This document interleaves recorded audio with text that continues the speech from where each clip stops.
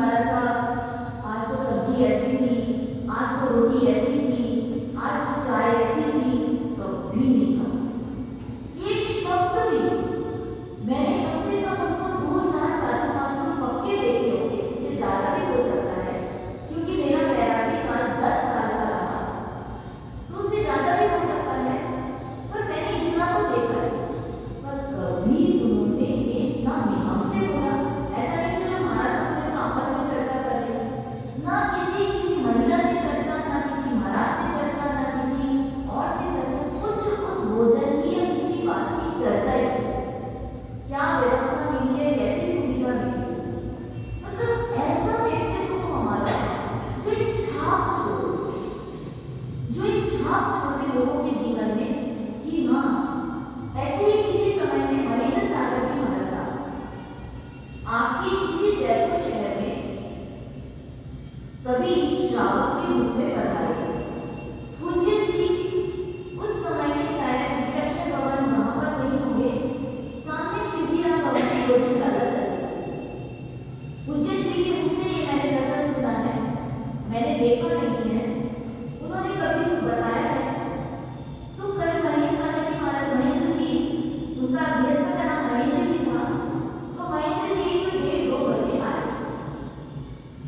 उनसे पूछा कि भी पहले भोजनशाला, उनका आज मेरे विकास है। तो महाराज साहब ने कहा कि भी आज रविवार का दिन है, शाम के समय भोजनशाला नहीं चलती है, आप ऐसा करो भोजनशाला बंद होने वाली है, आप जाकर के भोजन करके आ जाओ। गए, भोजन करके आ गए, एक शब्द भी कोई चर्चा नहीं की, कुछ भी नहीं बोला। शाम को भोजनशाला वाले फिर बुलाने के लिए पूछा कि ये क्या बात है, आज रविवार है, आज तो भोजन बनता नहीं है। महाराज जी आपके पास जो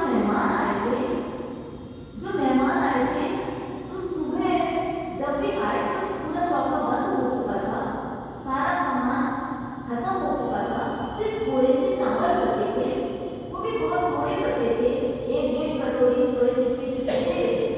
तो बस मानो उन्होंने वही भोजन में दिया था, तो हमको भी लगा कि ऐसे तो शाम को भोजन नहीं करता, पर इनके लिए थोड़े से एक सब्जी और 4 फुलके बना देते हैं, आप उनको भेज दीजिए, हम उन्हें जिमा देंगे। ये शिवजीराम भवन की बात है। देखिए आचरण अच्छा होता है तो कर्मचारी भी अच्छे हो जाते हैं। तो महाराज साहब ने कहा कि भाई उनके तो एक आसना था और एक आसना हो चुका है।